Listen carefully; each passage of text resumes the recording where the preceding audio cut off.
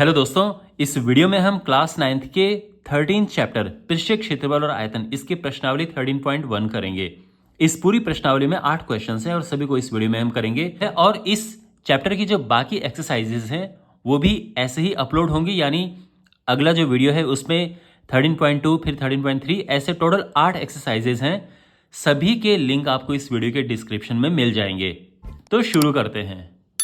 अच्छा, आगे बढ़ने से पहले ये प्रश्नावली किस चीज़ के बारे में मैं थोड़ा सा आपको बता देता हूँ। ये जो पहली प्रश्नावली है इसमें घन और घनाभ इनके पृष्ठीय क्षेत्रफल के बारे में ये प्रश्नावली है। यानी देखो, घन क्या होता है? ये एक ऐसी हमारे पास ठोस आकृति होती है जिसकी लंबाई चौड़ाई ऊंचाई तीनों बराबर होते हैं, तो इसको हम कहते हैं घन। और ये तीनों बराबर हैं इसलिए तीनों को ए लिखते हैं। ये ए है, ये ए है और ये ए है। जो घनाभ होता है उनमें तीनों बराबर नहीं होती हैं, या तो तीनों अलग अलग होंगी या कोई दो एक जैसी हो सकती हैं और तीसरी अलग होगी। तो घनाभ कुछ इस प्रकार की आकृति होती है। तो यहां पे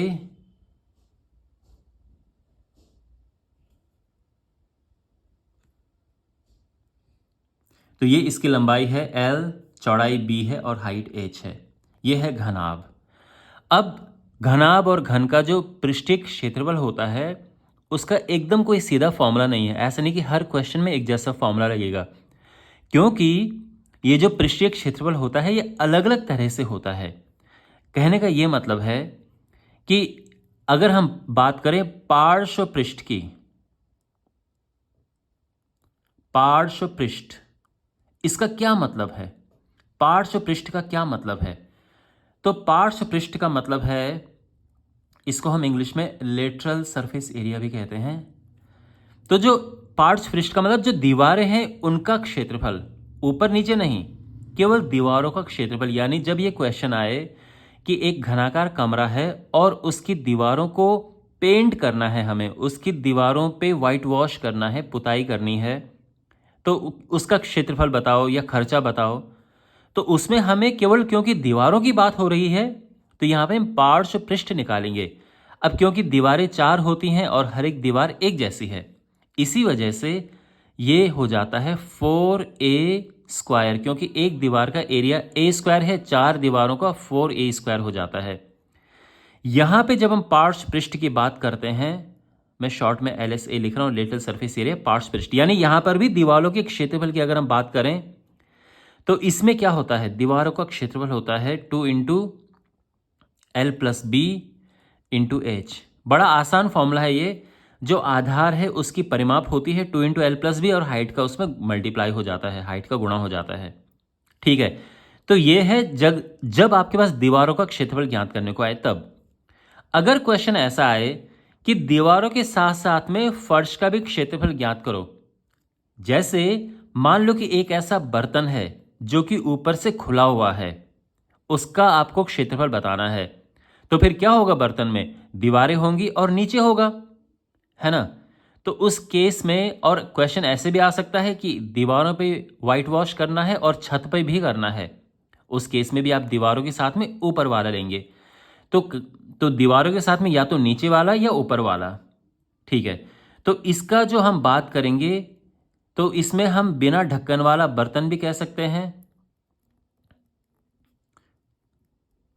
बिना ढक्कन का बॉक्स कह सकते हैं या बर्तन कह सकते हैं, या हम ये भी कह सकते हैं कि दीवारों के साथ साथ में छत, यानी दोनों में से कोई केवल एक शामिल होगा। तो इसमें 5 चीजें आ जाती हैं, क्योंकि इसमें ऊपर और नीचे इनमें से कोई एक चीज मिसिंग होगी, बाकी 5 चीजें होंगी। 4 दीवारें हैं और एक या तो फर्श होगा या छत होगी, इसलिए ये आया। और ऐसे ही जब हम इसमें करेंगे बिना ढक्कन वाला बॉक्स,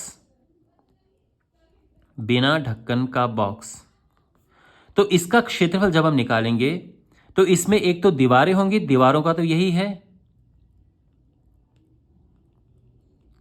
और साथ में या तो छत होगी या नीचे होगा, दोनों का ही क्षेत्रफल होता है L × B। ये हो जाएगा, इसको चाहे तो L भी लिख दो, इस तरह से। तो जब बिना ढक्कन के बॉक्स की बात आएगी तो आपको ये फॉर्मूला यूज करना है, चिंता मत करो, क्वेश्चन जब आएंगे दोबारा से मैं ये समझाऊंगा। और इसके बाद होता है संपूर्ण पृष्ठ। संपूर्ण पृष्ठ, तो संपूर्ण पृष्ठ जो होगा उसमें टोटल, उसको हम कहते हैं टोटल सरफेस एरिया। इसमें दीवारों के साथ ऊपर नीचे सभी होता है, तो ये हो जाएगा 6a²। और इसका संपूर्ण पृष्ठ जो होता है उसमें होता है, यानी इसका टोटल सरफेस एरिया, ध्यान रखो इंपॉर्टेंट फॉर्मूला है 2 into LB plus BH plus HL। तो ये आसान है याद करना, ये आसान है याद करना, बच्चों को मुश्किल होती है इस वाले में।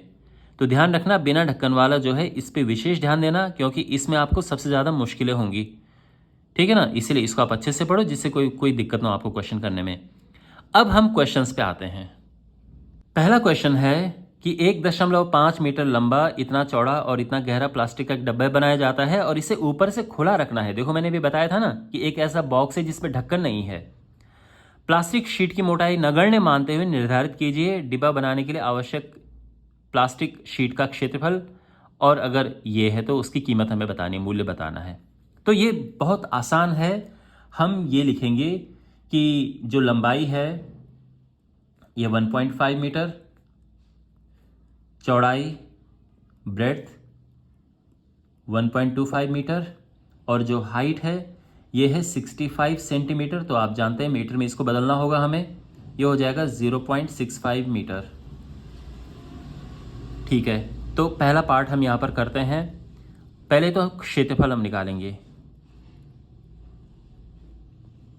तो जो क्षेत्रफल होगा इसमें क्या होगा, तो इसमें जैसे कि मैंने आपको बताया था कि बिना ढक्कन वाला जो ऐसा बॉक्स है, देखो ये घन नहीं है, ये घनाभाकार है, ये घन होता है और ये घनाभ है। तो ये इस तरह का है। तो बिना ढक्कन वाले का ये होगा एरिया, यानी इसमें हम दीवारों का क्षेत्रफल जो कि है 2 into L plus B into H, ये दीवारें हैं और इसमें फर्श भी है, तो फर्श होता है L इंटू बी। ये याद रखना आप, इसमें आपको सबसे ज़्यादा कन्फ्यूज़न हो सकती है। अब इन सभी को यहाँ पे रखते हैं, तो ये है 1.5 प्लस 1.25, हाइट है 0.65 plus L into B, L है 1.5 इंटू 1.25, ये हो जाएगा 2 इंटू 2.75 इंटू 0.65 प्लस 1.875। ओके, अब इसका हम गुणा करेंगे 3.575, ठीक है, और ये पहले से ही है 1.875, और ये प्लस हो गया आ जाएगा, तो ये आ जाएगा, ठीक है। तो इस तरह से ये इतना मीटर स्क्वायर इसका क्षेत्रफल है। सेकंड पार्ट इसका, शीट का हमें मूल्य ज्ञात करना है। तो शीट का मूल्य होगा,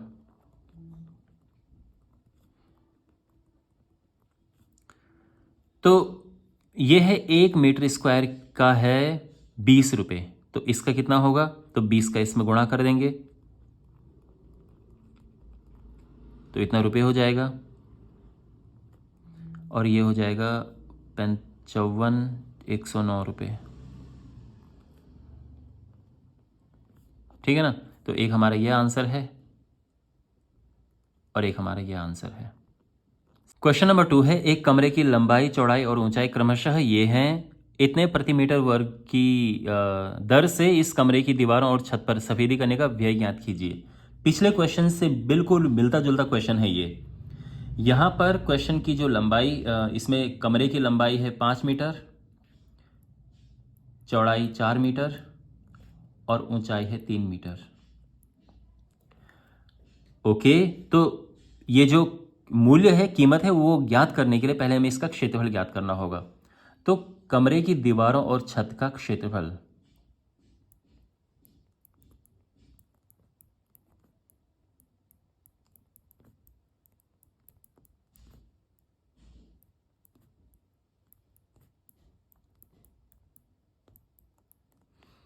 तो दीवारों और छत का क्षेत्रफल क्या होगा, तो मैंने क्या आपको फॉर्मूला बताया था कि इसमें पहले तो दीवारों का क्षेत्रफल लिख दो, तो दीवारों का क्षेत्रफल हमेशा याद रखना 2 into L plus B into H होता है। और इसके बाद इसमें छत या फर्श कोई भी एक ले लो, वो एल बी होता है, लंबाई गुणा चौड़ाई, लेंथ इंटू ब्रेड्थ, ये है। ठीक है, जैसे पिछले क्वेश्चन में किया था वैसे ही है ये। यहाँ पर वैल्यूज पुट करेंगे, इंटू H3 है,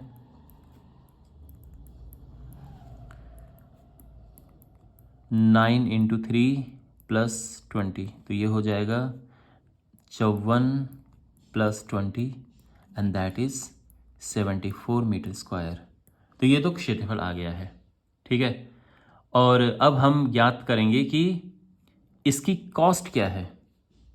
तो व्यय, कुल व्यय, तो देखो प्रति मीटर वर्ग का दर हमारे पास है, तो सीधा इसमें गुणा करना है। तो 74 इंटू 7.5, तो 74 इंटू 7.5 मल्टीप्लाई करके आ जाएगा 555 रुपीज़। ठीक है ना, 555, ये हमारा आंसर है। तो आई नो ये आपको थोड़ा कन्फ्यूजिंग लग रहा होगा, लेकिन याद रखो, ठीक है, इतना हिस्सा होता है केवल दीवारों का क्षेत्रफल और ये छत या फर्श का क्षेत्रफल। बस अगर आपको ये याद है कोई दिक्कत नहीं होगी। क्वेश्चन नंबर 3 है, किसी आयताकार हॉल के फर्श का परिमाप ये है। तो जो आयताकार हॉल है उसका जो फर्श होगा किस तरह से होगा, चलो पहले तो हॉल एक बना देते हैं। ये है, इसमें जो है ये है लंबाई लेंथ, और ये है चौड़ाई ब्रेड्थ, और ये है हाइट एच, ऊंचाई। ठीक है, अब आप इस हॉल के फर्श को देखो, ये एक आयताकार है। इसकी परिमाप, आयत की परिमाप क्या होती है, तो फर्श की परिमाप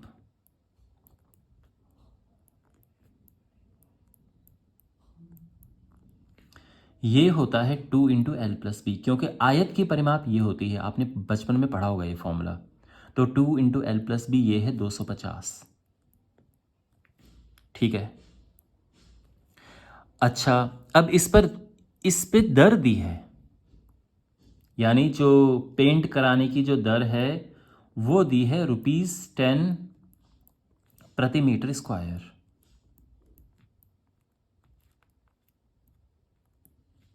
ठीक है, और कुल जो लागत है, जो कुल खर्चा है, ये भी दिया है 15,000 रुपये। ये खर्चा किसका है, ये है दीवारों पर पेंट कराने का। ध्यान रखना, पेंट केवल दीवारों पर हम करा रहे हैं। तो इस इंफॉर्मेशन से, इस सूचना से हमें दीवारों का क्षेत्रफल प्राप्त हो जाएगा। क्यों, क्योंकि दीवारों पे जो व्हाइट वॉश कराने की जो दर है, पेंट कराने की जो दर है, वो तो 10 रुपये प्रति मीटर है, और कुल ये है। आप सोचो, अगर 10 रुपये में 1 मीटर स्क्वायर पेंट होता है, तो इतने रुपए में कितना मीटर स्क्वायर पेंट होगा, आप खुद सोचो। अगर मान लो कि 10 रुपये में पेंट होता है 1 मीटर स्क्वायर, तो 150 रुपये में कितना होगा, 15 होगा, है ना। 10 रुपये में जब 1 हो रहा है, 150 में 15 होगा, और इसमें अगर 2 जीरो और लगे तो यहाँ भी 2 जीरो और लग जाएंगे, यानी 15,000 में 1500 मीटर स्क्वायर। ठीक है, तो इसको हम ऐसे भी निकाल सकते हैं। और वैसे देखो, क्षेत्रफल, दीवारों का क्षेत्रफल,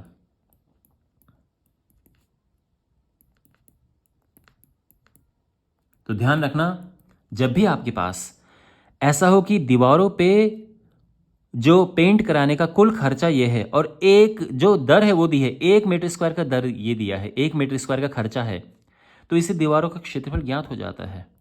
तो ये हम लिखेंगे 15,000 बटे 10, और यह आ जाएगा 1500 रुपये, सॉरी 1500 मीटर स्क्वायर, ये क्षेत्रफल आया है दीवारों का क्षेत्रफल। अब देखो, दीवारों के क्षेत्रफल का मैंने आपको फॉर्मूला बताया था इस वीडियो की शुरुआत में, आपको याद होगा कि दीवारों का क्षेत्रफल होता है, इसलिए मैंने आपको ये फॉर्मूला इसी अंदाज में सिखाया, 2 into L plus B into H. आपको याद है, पीछे आपने दोनों क्वेश्चन किए होंगे, उसमें ये यूज हुआ है। दीवारों का क्षेत्रफल ये होता है, अगर हमारे पास एक घनाभ है, दीवारों का क्षेत्रफल ये होगा। और ये बड़ा आसान है याद करना, जो आधार है उसकी परिमाप में बस हाइट का गुणा कर दो, सीधी सी बात है। तो हमने आधार की परिमाप में हाइट का गुणा करके ये निकल जाता है फॉर्मूला। और देखो अब ये कहाँ पर काम आएगा। तो हमारे पास दीवारों का क्षेत्रफल है, वो है 1500, और हमारे पास ये भी है 2 इंटू एल प्लस बी है ना, यहाँ पर देखो 2 इंटू एल प्लस बी 250 है, और इससे h आराम से निकल जाएगा, इंटू एच लिखा। और अब देखो अगर हमें h निकालना हो तो h बराबर हो जाएगा 1500/250, और ये भाग देकर यह आएगा 6 मीटर, और ये हमारा आंसर है। तो आपको सिंपल सा ये सब समझ आ गया, कोई मुश्किल क्वेश्चन नहीं था ये। आपको दीवारों का क्षेत्रफल निकालना है और बस उसका फॉर्मूला ये आपको पता होना चाहिए, ठीक है। फॉर्मूले तो आपको याद करने ही पड़ेंगे। आई मीन ऐसा नहीं कि आप फॉर्मूले भी याद ना करना चाहो और आप क्वेश्चन भी कर लो, तो ये दोनों चीज़ें कहाँ से हो जाएंगी, है ना। ओके, अगले क्वेश्चन की ओर बढ़ते हैं। क्वेश्चन नंबर 4 है, किसी डिब्बे में भरा पेंट इतना मीटर स्क्वायर के क्षेत्रफल पर पेंट करने के लिए पर्याप्त है। इस डिब्बे के पेंट से इतने विमाओं वाली कितनी ईंट पेंट की जा सकती हैं। तो देखो, जो ईंटें होती हैं ये घनाभ के आकार की होती हैं, ये आपको, तो घनाभ के आकार की। अब एक डिब्बा है, ये इंफॉर्मेशन दी है कि ये जो पेंट है इतने क्षेत्रफल के लिए पर्याप्त है। तो अगर हमें एक ईंट का क्षेत्रफल पता चल जाए पूरा, कि एक ईंट को पेंट करने के लिए कितना पेंट खर्च होगा, फिर हम पूरे पेंट में एक ईंट में जो लगने वाला पेंट है उसको डिवाइड कर देंगे, भाग दे देंगे, पता चल जाएगा। भाई मान लो कि ये जो डिब्बा है इसमें 10 मीटर स्क्वायर एरिया कवर होता है मान लो, और एक ईंट का जो क्षेत्रफल है वो 2 मीटर स्क्वायर निकला, तो यानी इस पेंट से 5 ईंटें पेंट हो जाएंगी, यानी 10 में 2 का हम भाग देंगे तो 5 आ जाएगा, यानी इस पेंट से 5 ईंटें हो जाएंगी, अगर ये इन्फॉर्मेशन हो। लेकिन यहाँ पर 10 नहीं है और ये भी 2 नहीं है, यहाँ पर ये है और ये इसका क्षेत्रफल हमें निकालना है। तो यहाँ पर हम ईंट जो है उसका संपूर्ण पृष्ठ ज्ञात करेंगे। तो ईंट का संपूर्ण पृष्ठ,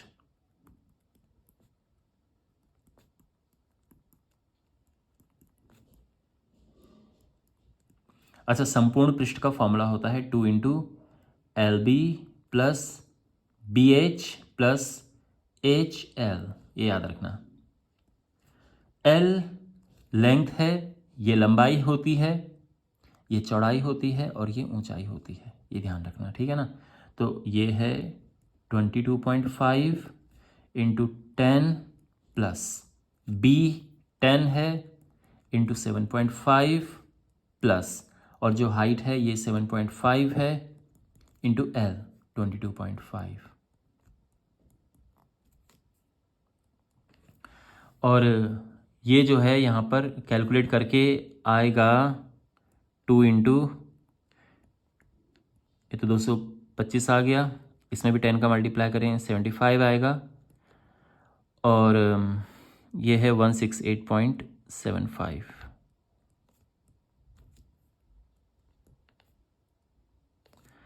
ये टोटल हुआ 300 और ये हो जाएगा 468।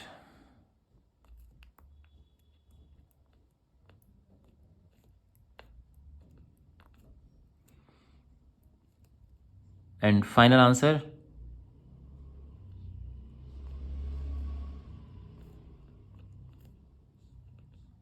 सेंटीमीटर स्क्वायर, ठीक है ना। आप चाहो तो यहाँ भी लिख सकते हो सेंटीमीटर स्क्वायर, या लास्ट में इतना लिख दो। ये है एक ईंट का संपूर्ण पृष्ठ और कुल पेंट हमारे पास इतना है, तो इसीलिए ईंटों की संख्या क्या होगी,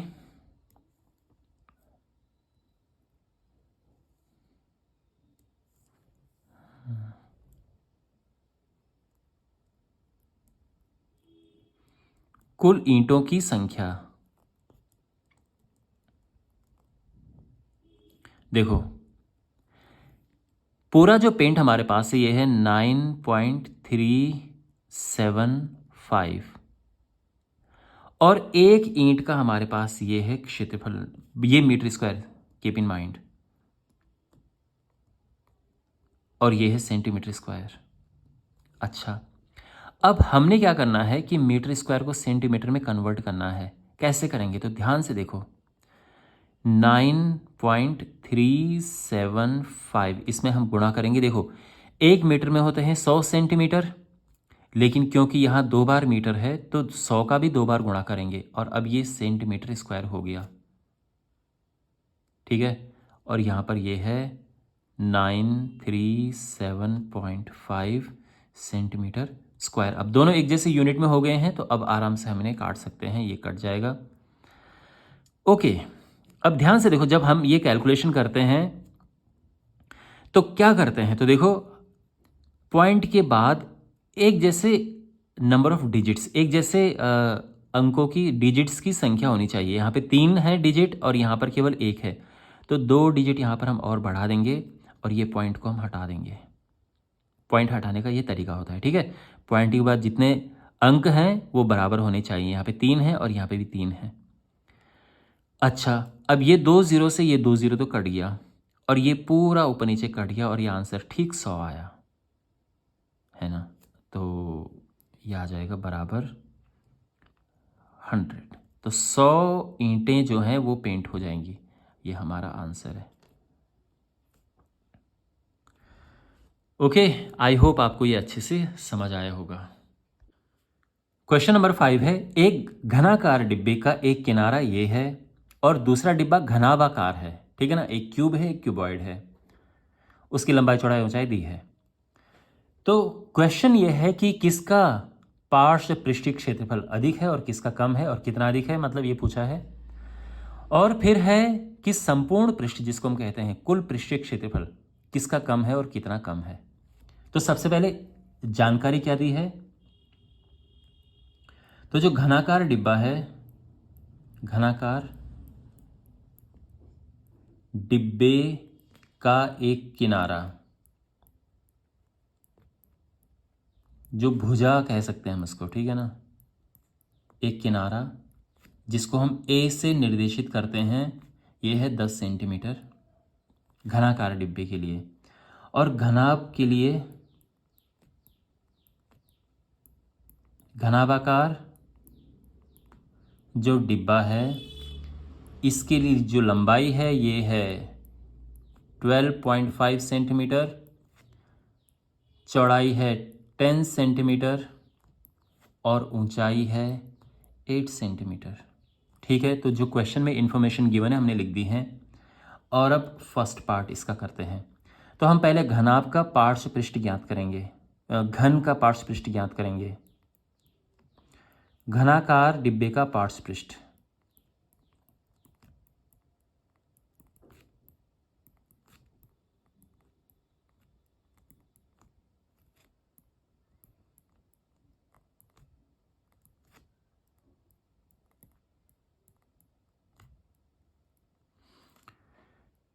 क्षेत्रफल, तो ये हो जाएगा क्या, 4a², क्योंकि जो घनाकार डिब्बा होता है उसकी पार्श्व का मतलब है दीवारों का क्षेत्रफल। ठीक है, तो 4 दीवारें होती हैं, 4a² आ गया, तो 4 × 10 का स्क्वायर करेंगे और ये आ जाएगा 400 सेंटीमीटर स्क्वायर। अच्छा, और जो घनाभ के आकार का डिब्बा है, घनाभाकार डिब्बे का पार्श्व पृष्ठीय क्षेत्रफल ये है, तो ये फॉर्मूला ये होता है 2 × L + B × H। 12.5 + B है 10 और हाइट है 8, तो ये हो जाएगा 2 × 22.5 × 8, ये हुआ 45, 360। ठीक है ना, ये हुआ 45, 45 90, 9 चौके 36। ठीक है, किसका ज़्यादा है, घनाकार डिब्बे का पार्श्व पृष्ठ अधिक है। तो घनाकार डिब्बे का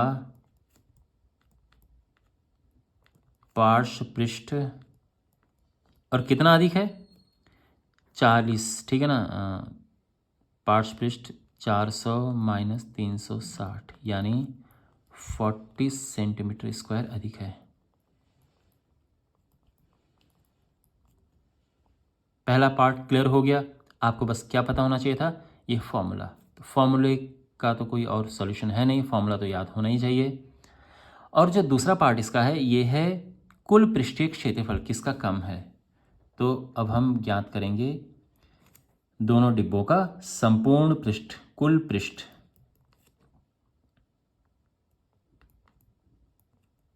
घनाकार डिब्बे का कुल पृष्ठीय क्षेत्रफल।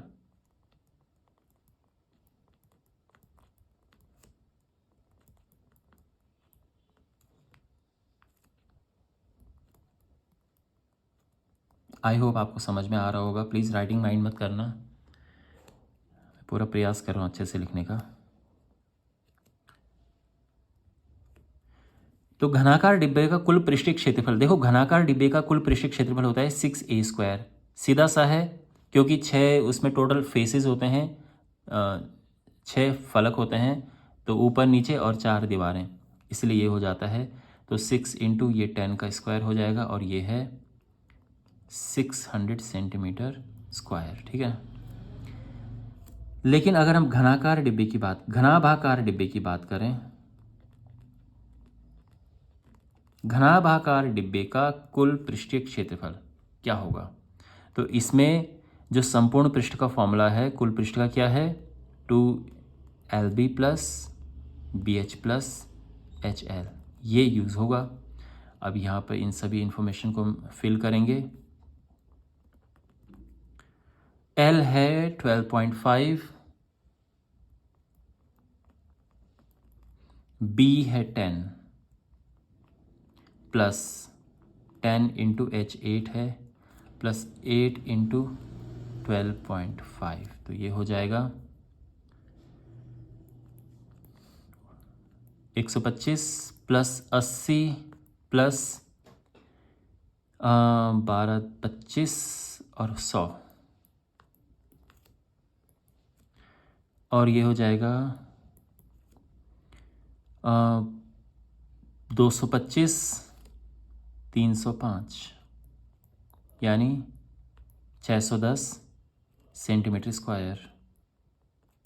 तो अब घनाभाकार डिब्बे का कुल पृष्ठीय क्षेत्रफल अधिक है, तो हम ये फाइनल स्टेटमेंट लिखेंगे। अच्छा, इसमें कम बताना था, है ना, किसका कम है। तो कम तो है घनाकार डिब्बे का, इसका 600 है, इसका 610 है।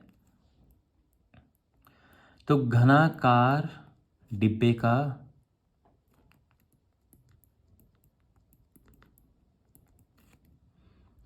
कुल पृष्ठीय क्षेत्रफल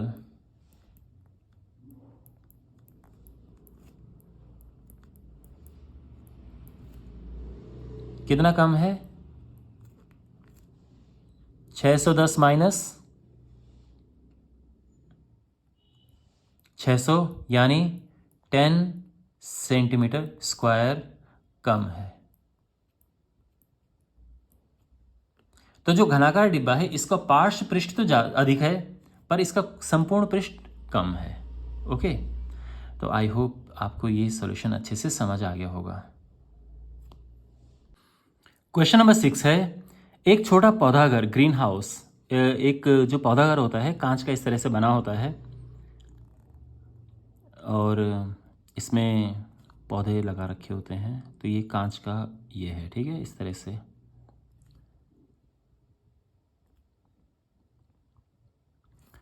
तो इस तरह से बनाया गया है और कांच के ये चारों तरफ ये पट्टियां हैं और इनको फिर चिपकाया गया है, टेप से ये चिपकाया गया है।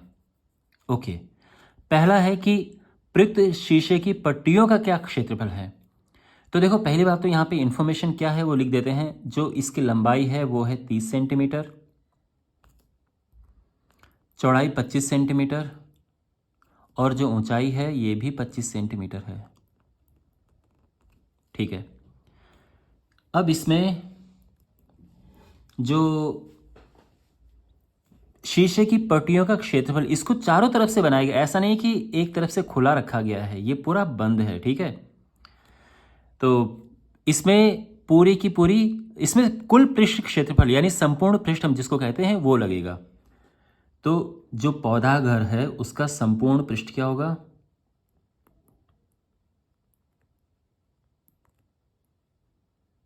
पौधा घर का संपूर्ण पृष्ठ भी कहते हैं या कुल पृष्ठ भी कहते हैं, ठीक है ना, संपूर्ण पृष्ठीय क्षेत्रफल। संपूर्ण क्यों?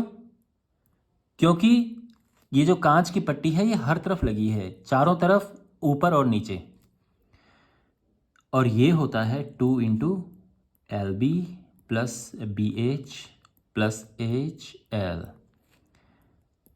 और यहाँ पर जो अब इन वैल्यूज पुट करते हैं तो 30 × 25 प्लस 25 × 25 प्लस 25 × 30, तो 750, 625, 750। तो ये हो गया, ये तो 1500 हो गया, 2125, 4250 सेंटीमीटर स्क्वायर। ये है इसका कुल क्षेत्रफल, ठीक है, इतना समझ आ गया। अब कितनी पट्टियों की कितने टेप की, देखो आप सोचो, इधर टेप लगेगा, इधर लगेगा, इधर, इधर, फिर यहाँ पर, यानी जो ये लंबाई है और ये चौड़ाई है और ये ऊंचाई है, तीनों बार 4 4 बार हो रहा है। लंबाई देखो 1 2 3 4 हो गए 4, चौड़ाई 1 2 3 4, और ऊंचाई 1 2 3 4। तो यहाँ पर कुल टेप की लंबाई,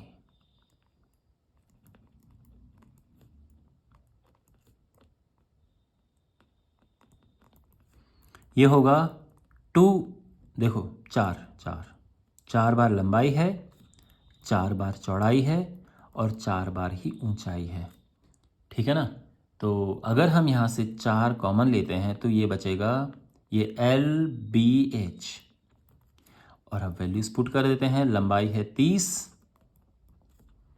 चौड़ाई है 25 और हाइट भी है 25, तो ये हो जाएगा 50 80 8 चौको 32, 320 सेंटीमीटर।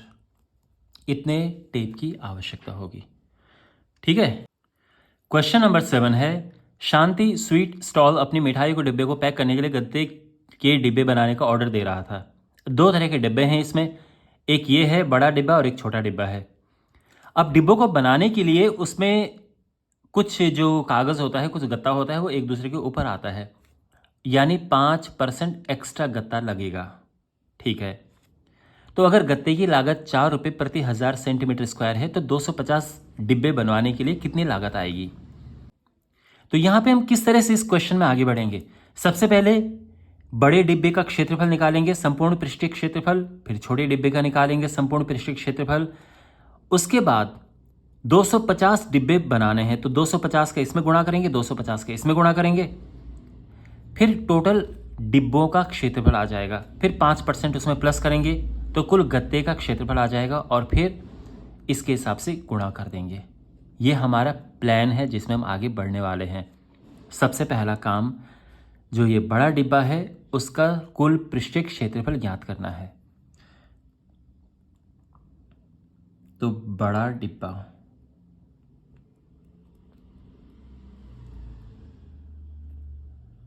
तो सबसे पहले बड़े डिब्बे की यहाँ पर बात होगी। इसकी लंबाई क्या है? 25 सेंटीमीटर, चौड़ाई है 20 सेंटीमीटर और हाइट है 5 सेंटीमीटर। तो कुल पृष्ठीय क्षेत्रफल क्या होगा?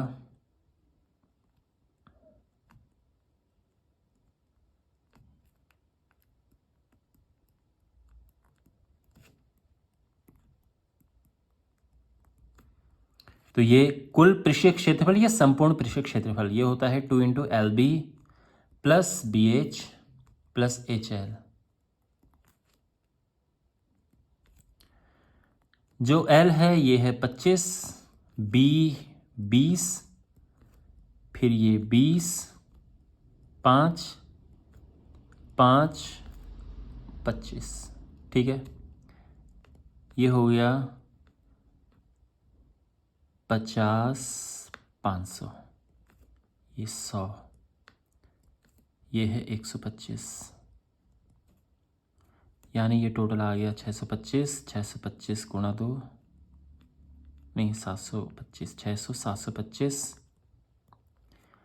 तो 7 दूने 14, 1450, 1450 सेंटीमीटर स्क्वायर, ये है बड़े डिब्बे का क्षेत्रफल। तो ऐसे 250 डिब्बों का क्षेत्रफल क्या होगा? तो 250 बड़े डिब्बों का क्षेत्रफल,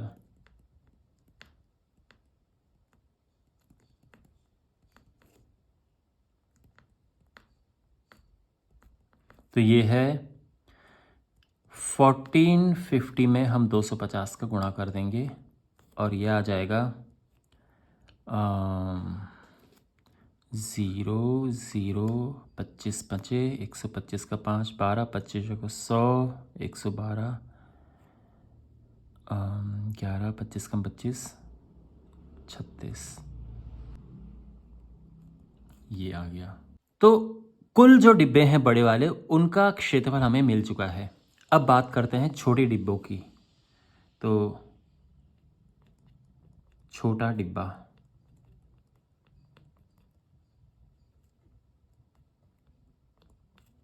अब इसके लिए देखते हैं इसकी क्या कहानी है।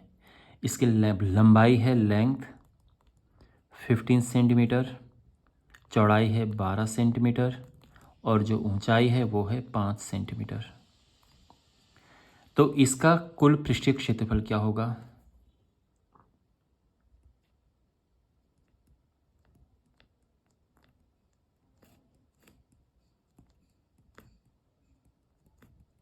Same formula, 2 into L B plus B H plus H L. L है 15, बी है 12 प्लस 12 इंटू 5 प्लस 5 गुणा 15, तो ये है 180, 12 पचे 60, 15 पचे 75 और ये हो जाएगा 2 इंटू,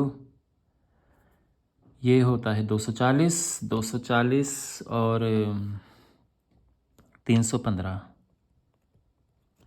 और इसमें 2 से गुणा करेंगे तो ये आ जाएगा 630 सेंटीमीटर स्क्वायर। ये एक डिब्बे का क्षेत्रफल निकला है और ऐसे ही 250 डिब्बों का क्षेत्रफल, ऐसे 250 डिब्बों का क्षेत्रफल यानी 250 छोटे डिब्बों का क्षेत्रफल, क्योंकि 250 दोनों प्रकार के डिब्बों का ऑर्डर दिया है।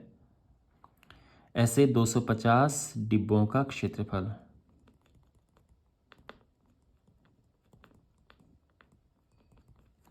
क्या होगा? तो 630 गुणा 250, तो ये हो जाएगा 0, 0, 15 तियाँ 25 तियाँ 75 का 5, 7, 157।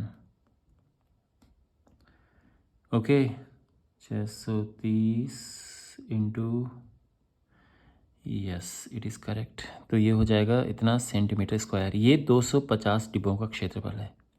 अब जितने डिब्बे हैं हमारे पास, सबका क्षेत्रफल मिल चुका है।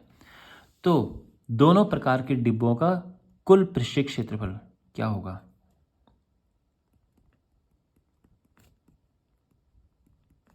दोनों प्रकार के डिब्बों का कुल पृष्ठीय क्षेत्रफल,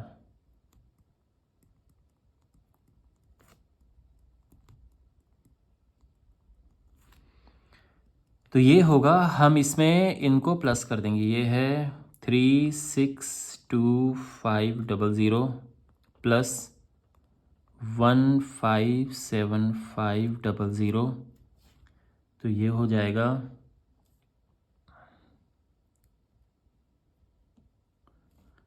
362500।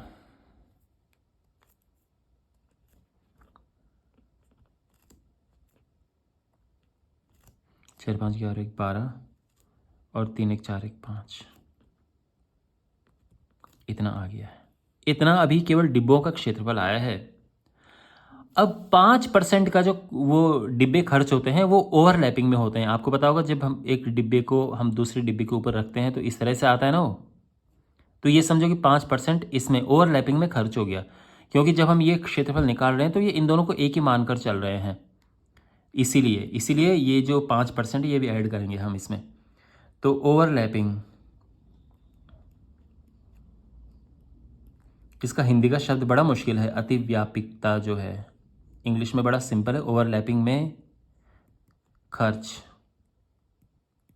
तो कितना हुआ, 5% है इसका, ठीक है ना। तो 5/100, 3 4, 2 0 से 2 0 गए और ये हो जाएगा 100, वेट 260 ये हुआ और 2 0 ये लग गया। इतना तो खर्च हुआ, तो इतना सेंटीमीटर स्क्वायर। तो यानी कुल गत्ते का क्षेत्रफल,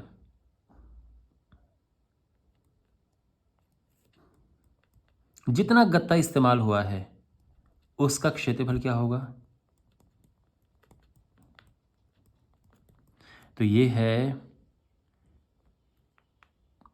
520000 प्लस 26000। तो इनको प्लस करेंगे, 600045, इतना सेंटीमीटर स्क्वायर। अब ये गत्ते का क्षेत्रफल आया है, कितना गत्ता खर्च हुआ है। और अब जो है हम उसकी कीमत का पता करेंगे। तो देखो, 1000 सेंटीमीटर का जो गत्ता है, गत्ते की कीमत, गत्ते का मूल्य कितना है, 4 रुपये, है ना। क्वेश्चन में ये इंफॉर्मेशन दी है कि 1000 सेंटीमीटर स्क्वायर का जो गत्ता है 4 रुपये का है, लेकिन हमारे पास तो इतना है। तो 5254600 सेंटीमीटर स्क्वायर गत्ते का मूल्य क्या होगा। तो देखो, ये नीचे आता है और ये ऊपर जाता है। तो 546, इसमें ये तो नीचे आएगा, ठीक है ना। और फिर इसमें 4 का मल्टीप्लाई हो जाएगा, 3 0 से 3 0, और ये है 6 चौको 24 का 4, 2 4 चौको 16, 2 18, 21, इतना रुपये का खर्चा, ठीक है ना। तो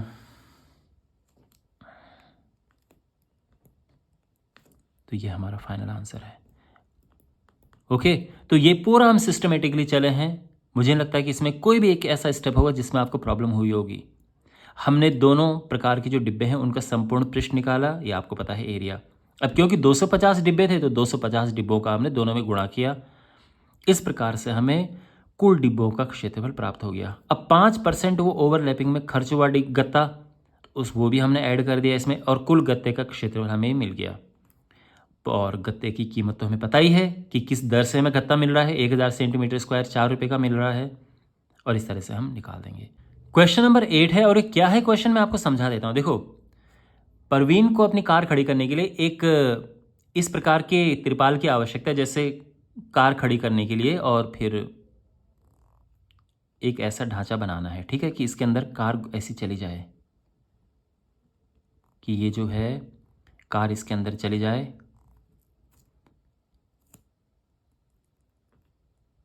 इस तरह से।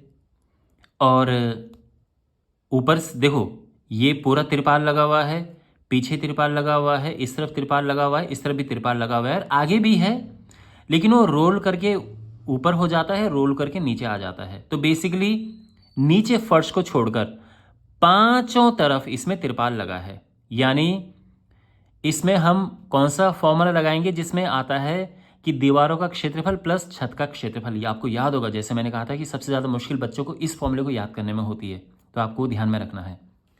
यहाँ पर जो लंबाई है वो है 4 मीटर। बड़ा आसान क्वेश्चन है, ठीक है ना, ये बिल्कुल भी मुश्किल नहीं है। जो चौड़ाई है वो 3 मीटर है और जो ऊंचाई है वो है 2.5 मीटर। तो यहाँ पर जो हमें ज्ञात करना है वो है कि देखो कुल तिरपाल की आवश्यकता या कुल तिरपाल का क्षेत्रफल।